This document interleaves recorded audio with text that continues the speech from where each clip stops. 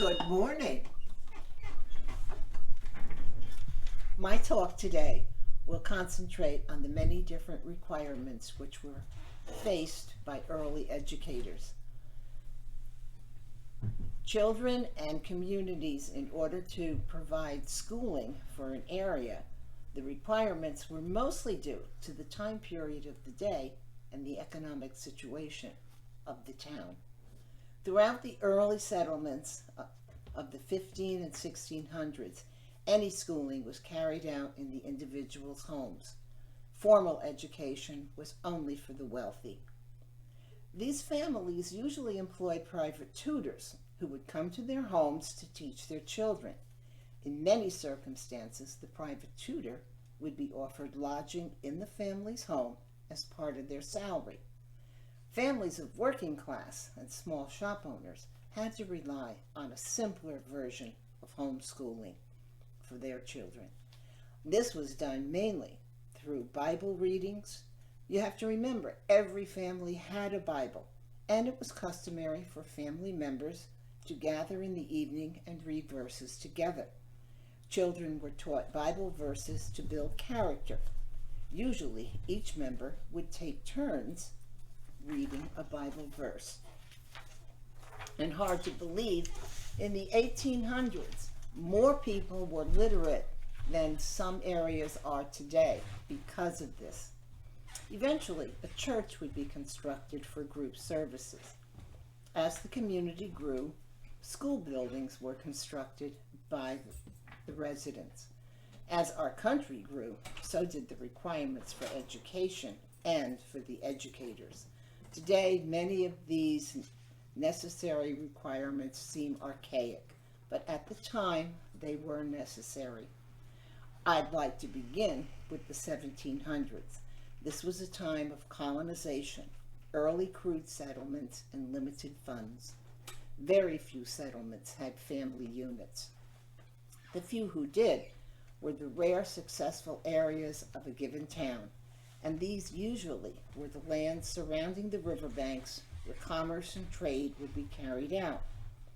As towns and settlements grew, so did the introduction of families. With the growth of families came the necessity for education outside of the home and for the need for schools. During this time period, the schools were basically one-room schoolhouses. Because townships had limited funds, the schools that were built were open only for 3 or 4 months of the year. These months were during the winter months due to the need for the children to help their parents on their farms.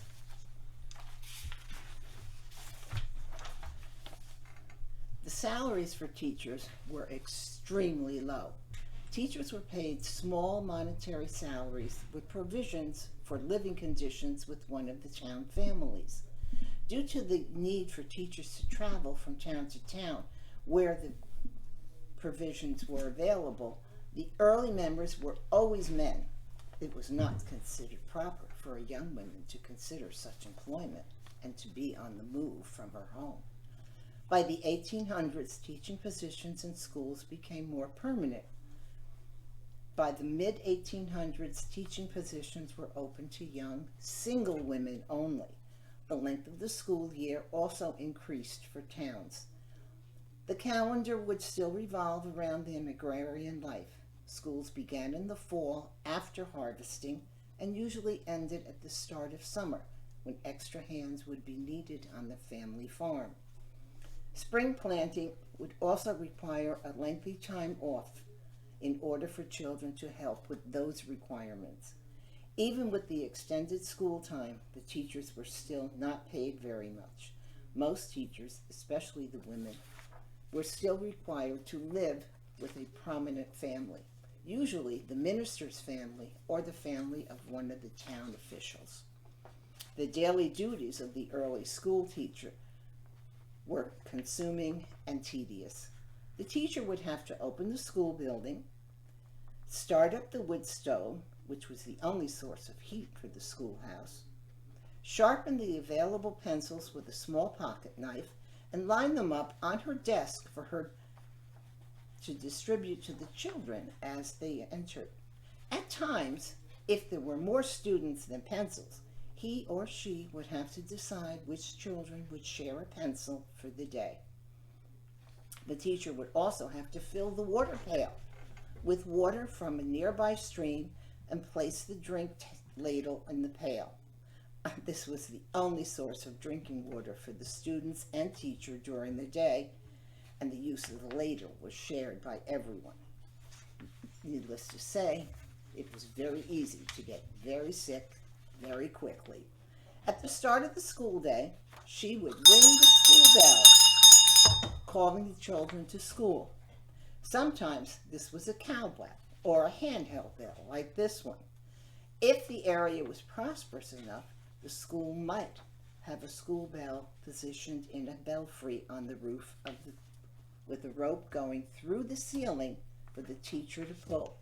Some of you who lived or grew up in Bloomingburg in the 1970s might remember the little Bloomingburg school that was part of the Pine Bush school system. That school had such a bell, and it was still used to signal the start and end of the school day until Pine Bush sold the building. I know I do.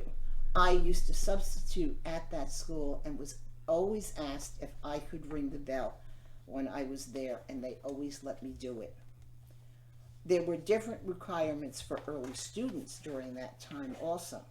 Unlike today, where the students need only a notebook, a lunchbox, lunch money, juice box, or water bottle for a drink, students in the 17 and 1800s were required to have a slate for writing. The slates were used instead of paper, which was very expensive and difficult to get. These slates were an expensive item also for the students' families, and if a child were to damage his or her slate, he would definitely be at a definite disadvantage from the rest of the students. The children would also be required during cold weather months to bring a piece of wood for that wood stove that heated the schoolhouse. Failure to do so would mean that the student would be seated away from the stove and source of heat. It could make for a very uncomfortable learning environment. Sometimes a student would be asked by the teacher to fill that water pail at a nearby stream before school. Books were also an expensive item that many schools were not able to afford. There would also be books for the teachers to use, but sometimes those would be provided by the town, or in some cases the teacher might have a book or two of her own. The early form of learning then was the use of something called a horn book. It was a handheld wooden paddle, and it could be handheld by the child and passed from one student to another. And what they would do is they would hold the paddle and copy what was written on the horn book on their slate and then pass it to the next child. Usually it would have the alphabet and numbers on one side, and on the other it might have a nursery rhyme like this one had Mary Had a Little Lamb. It might have a Bible reading on it that the children would have been familiar with, and it came in two different shapes. But these were used instead of books until they were able to afford books for the students. The teacher would also have to be a single woman. Once she was engaged, her position would be automatically terminated. Needless to say, a married woman could not be the town's teacher. Don't even ask about the possibility of a pregnant wife being hired as a teacher. Pardon me, I mean a married woman with child, or in the family way. This was pretty much the norm for teachers well into the 20th century. Even in the late 1950s, women teachers would by this time could be married, but were not allowed to teach if pregnant past the 4th month, when her pregnancy would begin to show. Once she had her child, she would not be hired back. The area would have to find another teaching candidate to take her place. The demographics of students during the years of public education were also different than they are today.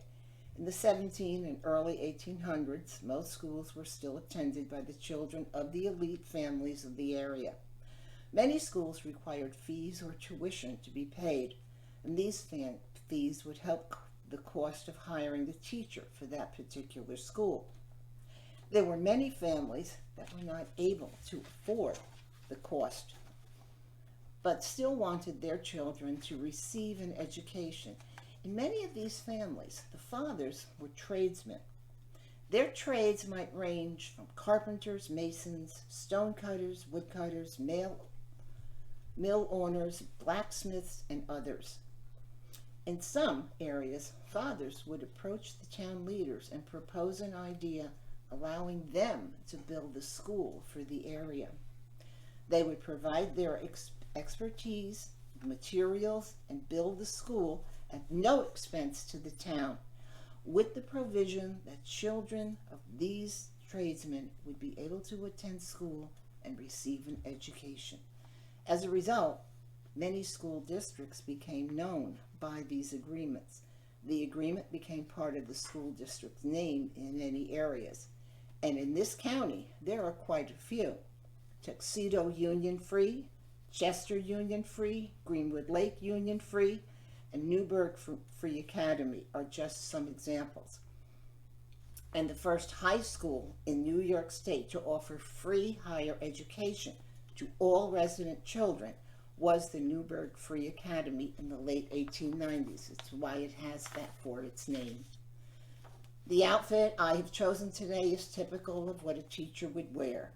She would always have a watch pin in case the schoolroom did not have a wall clock. And you may be familiar with the schoolhouse clock style that is a popular decorative item today. This item is most uncomfortable compared to today's mode of comfortable dress. I hope you enjoyed the little walk down education memory lane. The library has displayed some photos of the one-room schoolhouse that were part of the Pine Bush district during the 1800s.